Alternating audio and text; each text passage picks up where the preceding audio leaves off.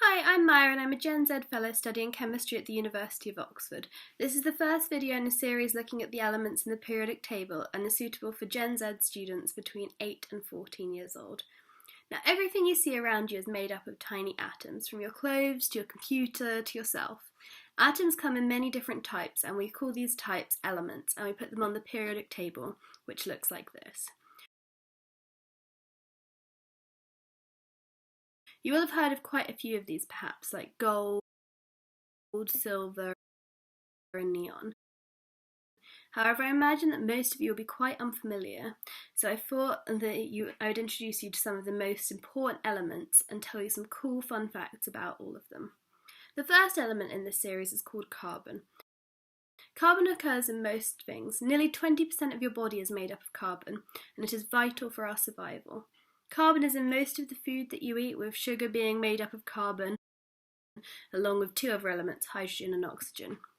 When you breathe in oxygen, you breathe out carbon dioxide, which is a gas made up of carbon and oxygen.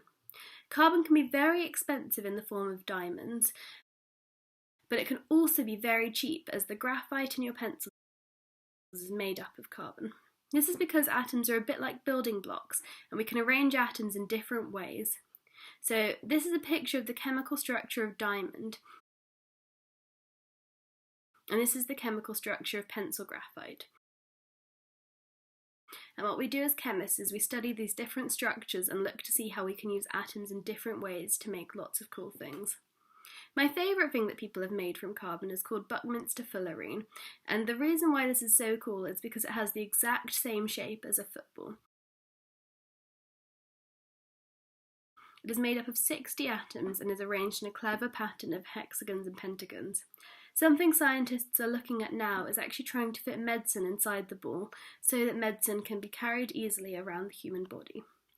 Something very, very modern is that people are trying to make tiny cars out of carbon atoms. People made this tiny car that can drive by turning these wheels and won the Nobel Prize for it back in 2016. It's really tricky to tell quite how little this car is because it's very hard to get our heads around just how small atoms are. But if you lined up over 1 billion atoms all side by side, it would only be about 1 centimetre in length.